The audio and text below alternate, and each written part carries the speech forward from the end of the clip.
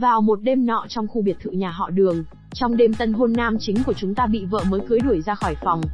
Đây là đại tiểu thư tập đoàn Đường thị Đường Tâm Di, còn nam chính của chúng ta là Tô Hạo Nhiên. Vợ đừng bướng bỉnh nữa, em cũng biết đêm nay là đêm hồn của chúng ta mà. Đù, không những không được ôm vợ ngủ mà Tô Hạo Nhiên còn bị Tâm Di ném cho một cục tiền bảo đi kiếm nữ nhân khác mà giải quyết. Được vợ giỏi lắm, tiền này anh nhận, còn về chuyện đi tìm người phụ nữ khác anh sẽ suy nghĩ kỹ, có điều vợ sẽ có một ngày anh sẽ khiến em yêu anh say đắm. Đường Tâm Di nghe xong mà chỉ thấy vẫn nộ bảo men chính cút ra khỏi phòng, đồ mặt dày này. Sau đó Tâm Di liên gọi điện cho ba để hỏi rõ tình hình, nhưng không những ba không ngăn cản mà còn ủng hộ cho hai người.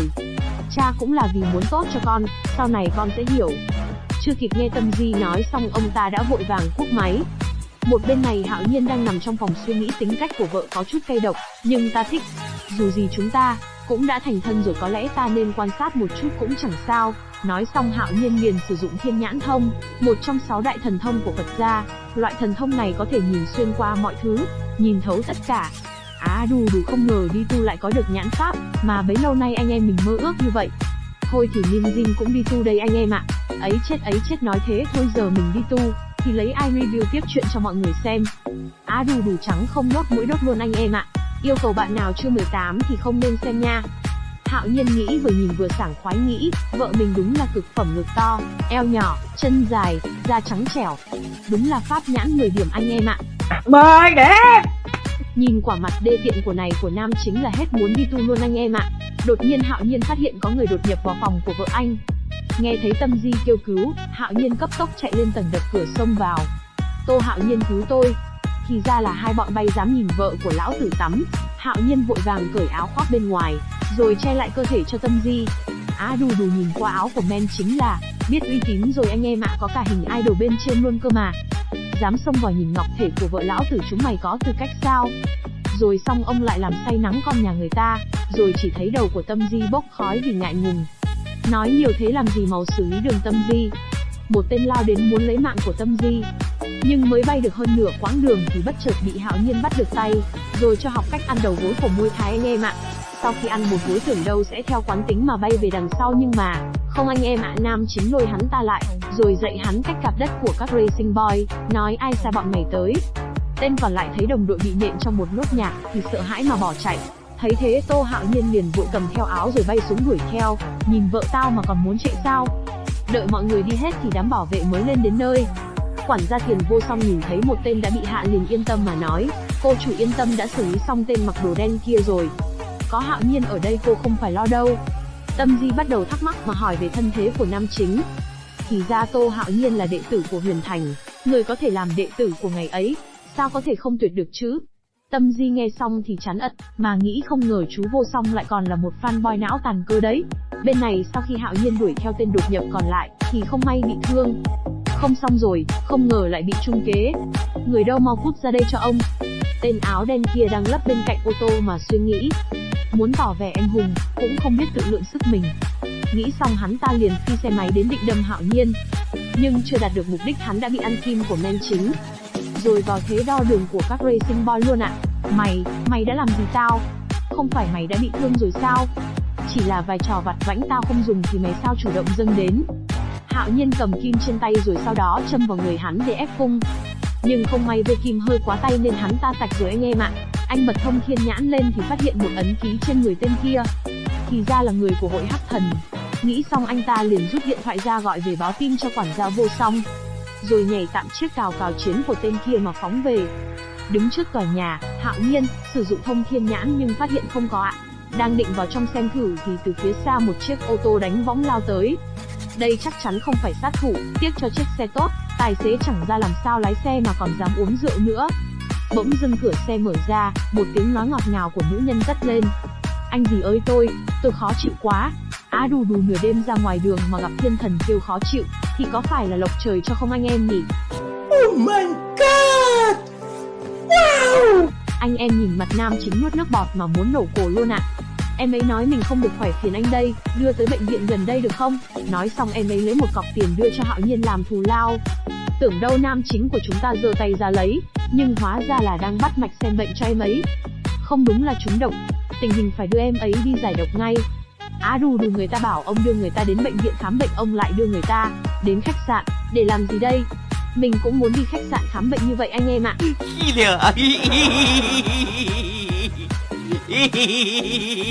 Bước vào trong, ông quản lý khách sạn ở đây vừa đưa thẻ phòng, mà không ngừng trêu ghẹo thanh niên bây giờ cởi mở quá ha ha ha. Kìa, người ta là muốn chữa bệnh cứu người, ông cứ làm anh em tôi hiểu nhầm không à? Vào trong phòng, Hạo Nhiên bắt đầu sử dụng châm pháp để giải độc cho em ấy. Sau một hồi mê man, cuối cùng em ấy cũng tỉnh lại. Nhưng chưa đợi Hạo Nhiên giải thích, em ấy đã hiểu nhầm mà la lối om sòm. Anh đã cứu tôi, cô đừng kích động quá được không? Cô bị trúng độc là tôi cứu cô đó. Nghe xong em mới bắt đầu nghĩ lại, hôm nay đi dự sinh nhật thì có một tên đàn ông cứ đến chúc rượu tôi, nên tôi đã lý do đi vệ sinh rồi chuồn ra khỏi đó. Không ngờ vẫn. Hạo Nhiên nghe xong thì vừa nói tay vừa kéo chăn lên. Lưu manh, biến thái, anh muốn làm gì? Thì ra là Hạo Nhiên muốn rút kim còn đang cắm trên người của ẻm ra.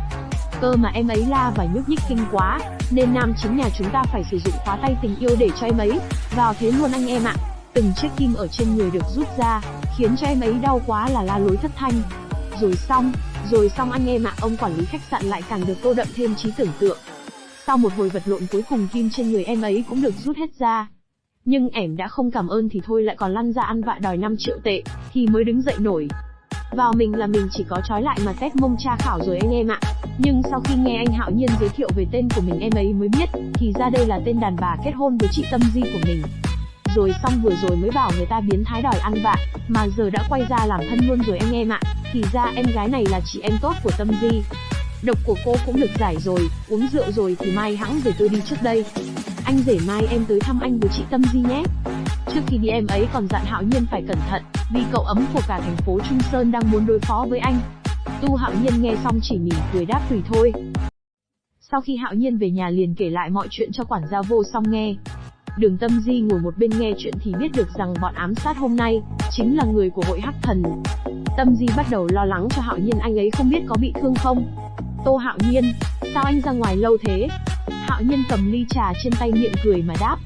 Không phải em cho anh tiền để anh ra ngoài chơi sao? Anh phải chơi cho đã chứ. Rồi xong ông lại làm cho con gái nhà người ta tức giận rồi. Tên lưu manh thối tha. Vợ à, em đừng ném đồ lung tung thế. Tốt nhất là anh đừng có về. Sáng hôm sau, Hạo Nhiên đang ngủ trong phòng thì thấy Tâm Di đạp cửa bước vào. Cái tên lười biếng còn không dậy đi. Anh muốn ngủ tới mấy giờ đấy hả?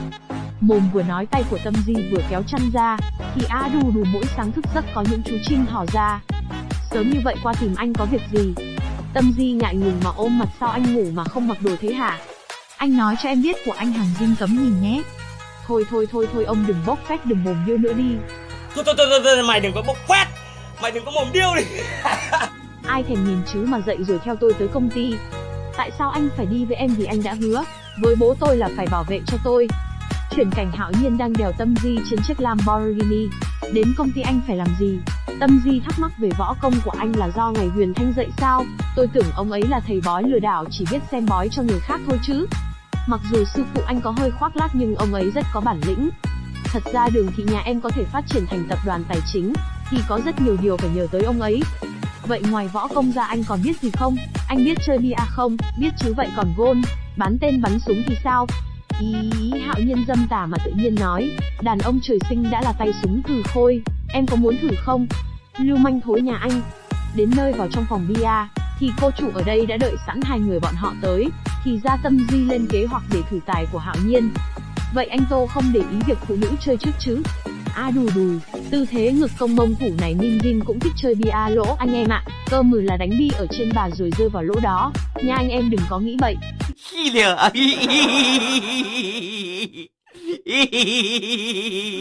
Phát bắn đầu tiên của cô chủ ở đây đã vào liên tiếp 4 bi. Hai anh nhân viên đứng bên ngoài không ngừng hoan hô cổ vũ cho cô chú. Rồi lần lượt 2 bi theo được em ấy đánh vào lỗ. Tâm Di đứng một bên quan sát mà không ngừng tự mãn. Kỹ thuật của chị Tuyết lợi hại như vậy, anh có thắng được không đó? Tưởng đâu Hạo Nhiên sẽ sợ hãi mà lo sợ, nhưng mà không anh em ạ. Thì ra ông ấy đang ngủ gật, chắc là do hôm qua đi giải độc làm phúc nên mới mệt mỏi và mất sức nhiều như vậy. Đó mà ha ha ha. Thấy thế Tâm Di tức giận mà véo hông của Hạo Nhiên. Nhưng đột nhiên em Tuyết đánh trượt một quả. Ngại quá tay hơi run, để lại cho anh thế bi hơi khó rồi. Mọi người xung quanh nhìn thấy thế đều nghĩ khó thế này thì đánh sao được. Nhưng men chính của chúng ta là ai chứ? Dăm ba cái thế anh đây bắn phát một. Chỉ thấy từng đường đánh lắt léo của Hạo Nhiên đây. Từng bi này đến bi khác vào trong lỗ, hai em gái phục vụ đứng bên xe mà tán dương không ngớt. Mạnh quá, lần đầu tiên có người không phân cao thấp với chị Tuyết, tôi có cảm giác yêu rồi. Ấy bé nói nhỏ, thôi vợ người ta đang đứng cạnh vểnh tai nghe mà khó chịu kìa. Vào một thế bi khó, Hạo Nhiên bắt đầu thấy thú vị mà suy nghĩ, nhưng Tâm Di lại giải thích rồi nói rằng anh không thể nào đánh thắng được bàn này. Ồ vậy em có dám cá không? Nếu anh thắng em sẽ hôn anh một cái. Nhưng chưa đợi Tâm Di suy nghĩ xong thì một tiếng nói cất lên ngăn cản. Thì ra là cậu chủ của Bảo Hòa Đường, Tống Tiểu Bảo. Tống Tiểu Bảo bắt đầu tiến tới chỗ Tâm Di mà buông lời tán tỉnh. What, anh còn ở đây mà chú lại dám tán tỉnh vợ anh? Tên nhãi, ngươi cười cái, ngươi là cái thá gì mà muốn em gái Tâm Di hôn mày? Đương nhiên là tôi có tư cách rồi, Tâm Di là vợ của tôi. Anh cũng kỳ thật đó, tôi muốn hôn vợ tôi thì liên quan đếch gì đến anh? Hắn ta nghe xong lời của Hạo Nhiên nói, chưa kịp đáp trả thì từ phía xa đã nghe thấy tiếng của nữ nhân nói, Tống Tiểu Bảo anh mới không xứng đó. Thì ra là em gái Thi Thi mà nam chính hôm qua vừa mới giải độc. Bị Thi Thi sỉ nhục về chiều cao Tống Tiểu Bảo, như ăn sát thương trăm tấn định quay sang ăn tục nói phét với nam chính nhà ta. Mày biết bố mày là ai không? Rồi xong gặp phải thanh niên bố tao là ai liên quan đếch gì đến mày, làm cho hắn ta một chiêu khóa mõm triệt để. Thằng nhãi con mày muốn chết, cậu chủ tổng xin hãy tự trọng đừng gây chuyện ở đây. Được nhãi con, vậy tao cá với mày không đánh được trái bi này. 200.000 tệ, mày dám không? Hư có gì mà không dám chứ, nếu anh thua thì phải lăn ra khỏi đây. Rồi xong ông nhõi này ra ngoài gây sự nhưng quên không xem ngày anh em ạ. Gặp đúng men chính nhà chúng ta bật hack lên chơi thì lại chẳng bách phát bách trúng. Không chỉ thế, Hạo Nhiên còn sử dụng tay trái của mình để đưa từng trái bi vào lỗ anh em ạ, đúng là quả réo. Bi 8 cuối cùng cũng đã vào trong lỗ y như dự tính. Rồi xong, hai bé bên này bị nam thần nhà chúng ta làm cho rụng trứng luôn rồi anh em ạ. Em nói rồi mà, anh rể là giỏi nhất. Tâm Di cũng dần dần có thiện cảm với Hạo Nhiên rồi anh em ạ. Ông tối con kia định lừa tàu lặn mà rời đi. Ấy thua rồi muốn chạy à? Không phải chỉ 200.000 tệ thôi sao bố thí cho đồ nghèo? Ấy cậu ấm đi như vậy sao? Phải năn ra ngoài chứ. Tên bảo vệ đứng bên hắn bắt đầu đe dọa Hạo Nhiên. Nghe thấy hắn nói Bảo Hòa Đường, nam chính liền sử dụng thông thiên nhãn quan sát, thì ra là vậy, hắn cũng liên quan đến hội hắc thần. Tâm Di đứng một bên không ngừng châm chọc nói cậu Tống nếu đã dám cược mà bị thua thì cũng phải nhận chứ. Bị Tâm Di nhà ta coi thường, hạn ta đành ngậm ngùi nằm bịch xuống đất mà lăn ra ngoài như cây chuối anh em ạ. Lăn ra bên ngoài, Tống Tiểu Bảo cay cú mà bảo với đàn em mình, nếu có cơ hội thì nhất định phải xử lý Hạo Nhiên. Sau khi xử lý xong Tống Tiểu Bảo, ba người men chính cùng nhau đến một quán ăn. Vừa ăn bé thì vừa kể chuyện mình bị trúng độc cho Tâm Di nghe. Y thuật của anh rể rất giỏi, chỉ cần châm cứu cho em vài châm là đã khỏi rồi. Tâm Di nghe xong thì ngạc nhiên mà hỏi, châm cứu có thể giải độc sao? Đương nhiên có thể, trong châm cứu trung y, có bổ pháp và tả pháp. Trước tiên dùng tả pháp để ép chất độc ra, sau đó là dùng bổ pháp để tăng cường tinh thần. Cái đó là do thầy anh dạy sao? Bé Thi nghe thấy Tâm Di nhắc đến thầy của Hạo Nhiên thì cũng liền hào hứng hỏi, thiếu gia, thầy của anh chắc chắn là người rất tài giỏi. Thầy tôi đương nhiên phải rất lợi hại, đến ba của Tâm Di còn phải gọi là lão thần tiên đấy. Nghe Hạo Nhiên nói xong, bé Thi nhà ta liền nảy ra ý tưởng là để Hạo Nhiên nhà ta đến chữa bệnh cho con gái của tướng quân Kuzep tên Kumieva. Sau khi suy nghĩ tính toán lợi ích của hành động lần này, ba người bọn họ quyết định đi thử một chuyến. Chuyển cảnh đến sân của một biệt thự. Người ngồi trong phòng chính là tiểu thư Kumieva. Hạo Nhiên vừa giơ tay ra nói muốn xem thử bệnh cho tiểu thư, thì đột nhiên có tiếng gọi Hạo Nhiên. Cậu biết tiểu thư Kumieva có thân phận như nào không? Đù thì ra là Tống cây chuối vừa nãy đây mà. Có vẻ như hắn ta vừa nãy bị men chính nhà ta cho lăn ra ngoài, nên đã ôm hận trong lòng. Tống thiếu dám gáy to như vậy thì ra là có cha hắn ở bên cạnh, nhưng mọi người biết rồi đấy, gáy sớm thường hay ăn gì nhỉ? Ba ông quan chức bên cạnh ngồi nghe Tống thiếu nói xong thì cũng trầm ngâm suy nghĩ. Hạo Nhiên nghe hắn nói xong thì cười ẻ, cha anh không trị được mà dám tự xưng là thần y. Tống thiếu nghe thấy thì điên lắm rồi, cái thứ khốn nạn, tiểu thư Kumieva là bệnh nhân của Bảo Hòa Đường bọn tao, mày không trị khỏi cho cô ấy thì tao xem mày ăn nói kiểu gì với bọn tao. Anh muốn ăn nói thế nào? Nếu mày không trị khỏi được thì phải công khai xin lỗi Bảo Hòa Đường và phải chịu bồi thường, và phải giao ra 50% cổ phần của Đường thị. Tâm Di và bé Thi nghe xong thì phẫn nộ mà lên tiếng, nhưng bị nam thần của chúng ta ngăn lại. Ồ vậy nếu tôi trị khỏi cho tiểu thư thì các người sẽ làm gì?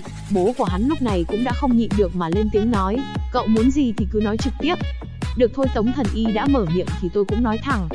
Nếu tôi chữa trị khỏi cho tiểu thư Kumieva thì các người phải tặng Bảo Hòa Đường lại cho tôi, đồng thời cút khỏi thành phố Tùng Sơn. Đúng lúc tôi cũng đang muốn mở một y quán. Được, dùng Bảo Hòa Đường cược với 50% cổ phần Đông Á. Ta đồng ý. Thôi xong rồi Tống Thần Y pha này, gặp Hạo Nhiên phải đổi tên thành Tống Tịt rồi anh em ạ. Sau một hồi vê tay bắt mạch cho tiểu thư, nhưng Hạo Nhiên không phát hiện ra điều gì bất thường. Anh ấy bắt đầu sử dụng thông thiên nhãn để quan sát. Anh em thấy chưa, Min Jin đã nói rồi, làm nghề chữa bệnh này của men chính nhà ta áp lực lắm chứ có phải đơn giản đâu. Mình mà cũng có thông thiên nhãn, thì mình xin chia sẻ gánh nặng với Hạo Nhiên luôn anh em ạ. Anh em yên tâm, mình có 3 bích, phiếu bé ngoan, sổ hộ nghèo, anh em cứ để mình đi trước cho. Đó là một cây kim mảnh, ở phía sau não. Thật nguy hiểm. Đầu của cô bắt đầu đau từ 1 năm trước đúng không? Tiểu thư kinh ngạc mà nói đúng thế. Nó hay phát tác lúc 4-5 giờ sáng. Đúng thế, sao cậu biết? Mỗi sáng đầu tôi đều đau đến nỗi không thể ngủ được. Vậy 1 năm trước cô từng tiếp xúc với ai? Tiểu thư nghe xong thì kinh ngạc suy nghĩ, 1 năm trước, cha tôi có mời một vị thổ y ở Nam Dương đến nhà, còn cầu phúc cho tôi. Thì ra là như thế, vậy bệnh của tôi có phải liên quan đến người Nam Dương đó? Có liên quan không thì tôi không tiện nói, tôi chỉ phụ trách trị bệnh cho cô. Quá trình trị bệnh có hơi đau chút, cô phải ráng chịu một chút nha. Tiểu thư nghe xong thì vui mừng như ăn lô mà bảo Hạo Nhiên bắt đầu, còn bé Thi và Tâm Di cũng vui mừng không kém. Hai cha con nhà Tống Thiếu sau khi nghe Hạo Nhiên đoán bệnh xong, thì cũng bắt đầu cá cuống. Nhưng Tống Thần Y vẫn bảo con trai mình cứ yên tâm mà đợi, nó chẳng qua chỉ đang phô trương mà thôi. Hạo Nhiên bắt đầu sử dụng đến châm pháp, từng mũi kim được anh châm vào huyệt đạo trên đỉnh đầu của tiểu thư. Tiểu thư sau khi được châm đủ kim lên đầu thì cũng đau đến nỗi phát khóc rồi. Bất chợt một cây kim từ từ nhô ra ở phía sau đầu của tiểu thư. Tống Cây Chuối không hiểu men chính nhà ta đang làm gì, thì bắt đầu buông lời chế giễu, nó đang muốn diễn tuồng lừa bọn này ạ. Suy cho cùng thì bệnh này cha cũng trị không khỏi. Nhưng hắn ta quay sang mà chỉ thấy lão cha của hắn bắt đầu kinh hãi, mà run rẩy nói, thất tinh châm pháp. Sao nó lại biết, loại châm pháp này không phải đã sớm thất truyền rồi sao? Mấy lão già ngồi bên cạnh nghe Tống Thần Y nói xong, thì không khỏi tò mò về thứ gọi là thất tinh châm pháp này. Thì ra thất tinh châm pháp chính là tuyệt kỹ trong ngoại kinh, của bộ Hoàng đế ngoại kinh đã thất truyền từ lâu. Loại châm pháp này có lẽ đã sớm thất truyền cùng với Hoàng đế ngoại kinh rồi, làm sao nhóc con này biết được chứ? Mọi người sau khi nghe giải thích xong thì ngạc nhiên vô cùng, vậy chẳng phải nói thầy Tô mới là thần y chân chính sao? Hạo Nhiên biết lão gia Tống này cũng có chút hiểu biết về y thuật thì liền bắt đầu mồi chài anh em ạ. Tống Thần Y, tôi cũng không phải là người thích giấu nghề, ông có muốn học không? Lão Tống nghe Hạo Nhiên nói xong thì đầu gật như con lật đật. Thấy kim sắp chui ra ngoài, Hạo Nhiên liền sai lão Tống chạy đi lấy cho anh một bát nước đá. Sau đó chỉ thấy Hạo Nhiên rút ra một cây kim rồi bò vào trong bát nước, rồi đưa cho tiểu thư xem. Tiểu thư nhìn vào vật trong bát mà sợ hãi nói, đây là kim hay là ký sinh trùng? Mấy ông thần đứng một bên nhìn thấy, mà không khỏi tò mò liền chạy tới ăn tục nói phét. Sau một hồi không biết thứ trong bát đó là cái gì thì bé Thi nhà ta liền quay sang hỏi Hạo Nhiên. Đây chính là nhung mao châm, rất nhạy cảm với sự thay đổi của nhiệt độ, cho nên lúc ở trong cơ thể người thì trở nên mềm nhũn. Thần kinh não của Kumi Eva bị ảnh hưởng là do cây kim này gây ra. Giờ đã lấy ra được rồi, bệnh của cô cũng đã khỏi. Tiểu thư nghe xong thì vui mừng mà nhảy lên ôm Hạo Nhiên vào lòng rồi thưởng nóng cho một nụ hôn. Nhìn mặt men chính là đã thấy phê tận nóc rồi anh em ạ. Nhưng mà phê pha quá nên Hạo Nhiên không để ý đến nóc nhà đang đứng bên cạnh nhìn, mà muốn hóa hình. Rồi, Tâm Di vội lao vào tách hai người sang một bên rồi đánh dấu chủ quyền. Tiểu thư Kumi Eva, cô đừng cử động nhiều, trên đầu cô vẫn còn châm kìa. Tiểu thư nghe xong thì liền tốt bụng mời Hạo Nhiên ngồi cạnh mình mà làm phiền một chút. Hạo Nhiên nhà ta nghe xong thì ga lăng nói có phiền đâu, nhưng Tâm Di bảo éo, thôi quả này thì tối nay về nhà đến cái giường cũng không có mà nằm rồi anh em ạ. Hạo Nhiên sau khi chữa khỏi bệnh cho tiểu thư thì các lão gia quan chức cũng muốn Hạo Nhiên xem bệnh cho mình, nhưng vẫn không quên nhắc nhẹ là lấy rẻ tiền chút anh em ạ. Tôi làm quan thanh nghiêm nên người chẳng có bao nhiêu tiền. Ơ kìa chú mà làm quan thanh nghiêm thì dân giờ đã giàu nứt đổ vách rồi. Thôi thì giúp người thì giúp cho chót. Hạo Nhiên cũng nhận lời mà đồng ý xem bệnh cho tất cả mọi người. Tâm Di đứng một bên nhìn Hạo Nhiên không ngừng được người khác chào đón thì có hơi chút dụng chứng. Một bên khác sau khi Tống Thần Y thấy men chính nhà ta chữa được bệnh cho tiểu thư thì cũng không ngừng xí xớn đến hỏi lý pháp. Tôi nói này lão Tống, chuyện dạy châm pháp lát nữa rồi tính, chúng ta hay là bàn chính sự trước đã. Sau khi lão Tống suy nghĩ một hồi vì thất tinh châm pháp mà mất đi một bảo hòa đường đáng, hơn nữa mình còn mời cả mấy ông tay to kho mặn đến đây thì không thể thất tín được. Kẻ thức thời mới là Trang Tuấn Kiệt, lão Tống liền đồng ý giao ra bảo hòa đường, rồi cúi người xin lỗi. Cơ mà anh đây cứ làm cái tờ A4 đã cho chắc cốt. Thôi thì giấy cũng đã đưa rồi, dấu thì cũng đã điểm rồi. Cậu Tô, giờ cũng có thể dạy tôi rồi chứ? What dạy ông cái gì? Tôi chỉ bảo là thất tinh châm pháp này rất dễ học thôi mà. Hơn nữa nếu ông là người Hoa thì không thành vấn đề. Nhưng đáng tiếc ông là người nước ngoài, vậy thì chỉ có cái nịt thôi nhé. Tống Thần Y nghe Hạo Nhiên nói xong thì lên cơn tai biến mà ngất đi anh em ạ. Tống Hạo nhìn thấy cha mình bị ngất đi, thì liền cõng cha mình mà ôm nỗi nhục bỏ về, đúng là đã đen còn lắm lông mà. Đợi hai người bọn họ rời đi, Hạo Nhiên liền ra một chỗ rồi gọi điện cho chú Vô Vọng, để nói về tình hình rồi bảo chú phái người để ý đến bọn họ. Hạo Nhiên vào bên trong, thì thấy hai người Tiểu Thư và Tâm Di đang nói chuyện rất vui vẻ. Nhưng mà vợ à, đến giờ phải về nhà cho chồng ú, nhầm cho chồng nấu củ khoai rồi. Tiểu Thư nghe xong thì thầm hiểu rồi tủm tỉm cười mà nói, thôi tôi không làm bóng đèn cản trở hai người nữa. Ra đến ngoài, Tâm Di bắt đầu gạ hỏi men chính nhà ta, cô cứ mê y vơ kia đẹp thật. Hạo Nhiên nghe xong thì không ngớt lời ong bướm mà tâng bốc Tiểu Thư, nhưng bất chợt nhận ra là mình sắp được lên thiên đàn rồi anh em ạ. Còn bên này sau khi hai cha con nhà Tống Chuối về đến nhà, thì cũng cay dái đến cấp độ 7 rồi. Hai cha con đang định thông báo cho Hắc Thần hội tối nay đến thịt luộc men chính nhà ta, thì đột nhiên tiếng điện thoại vang lên báo có tin nhắn mới. Tống Thần Y sau khi đọc qua sơ liếu lý lịch của Tô Hạo Nhiên, thì mặt sợ hãi đến nỗi mặt không còn lấy một giọt tiết. Thì ra, Hạo Nhiên là có biệt danh là Hổ Nha, là lão đại của thợ săn dã thú. Ở thế giới phương Tây, người ta thường gọi hắn là Vô Miện Chi Vương. Thôi thì quả này đúng là ăn lành rồi con dai yêu quý của ta ạ. Động ai không động, lại đi động đúng vào tổ kiến lừa này chứ.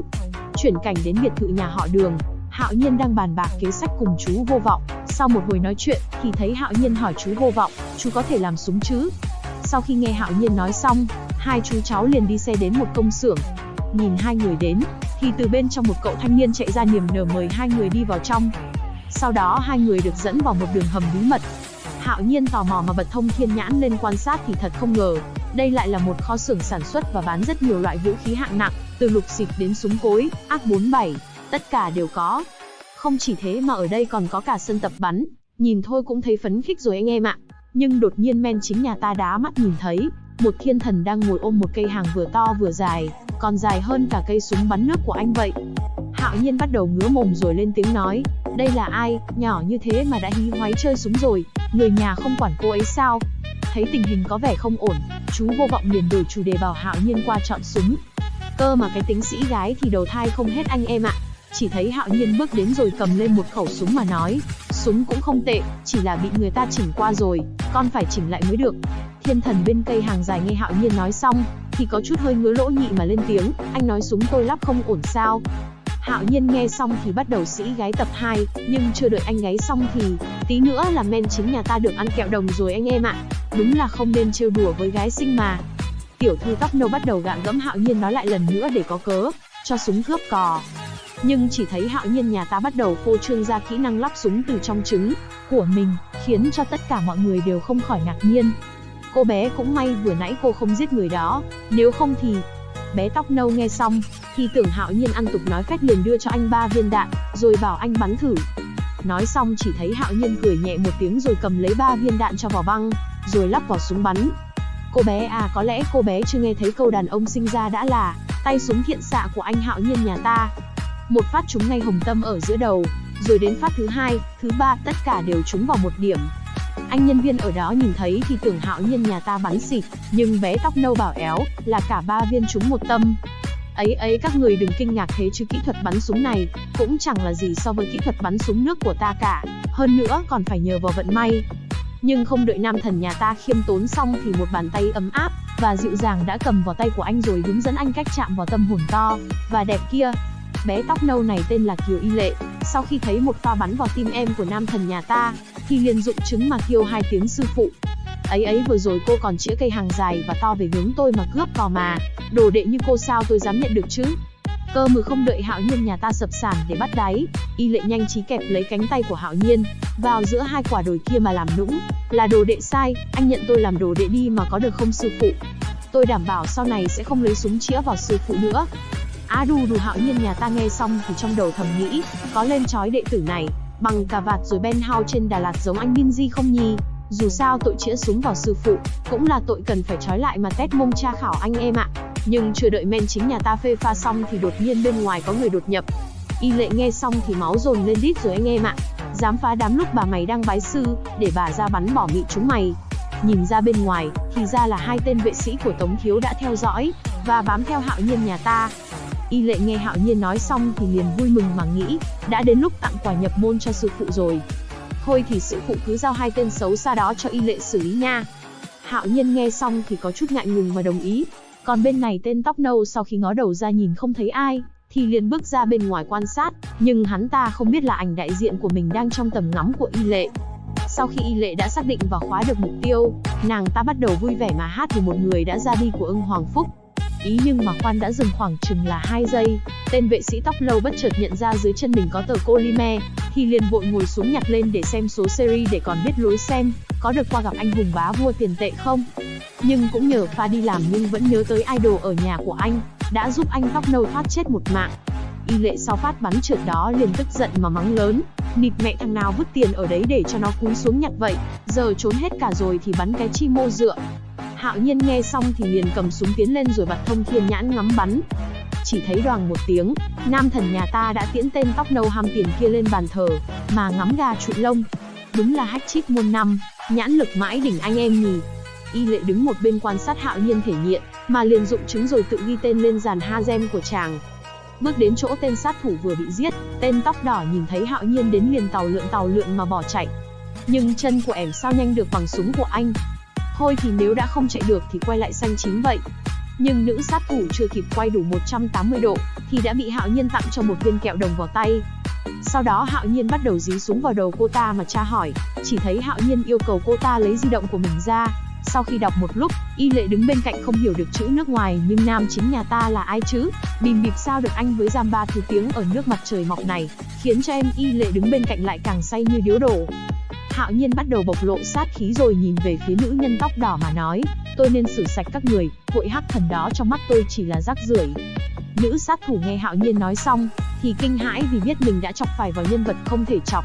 Từ xa chú vô vọng chạy lại gần mà xem tình hình.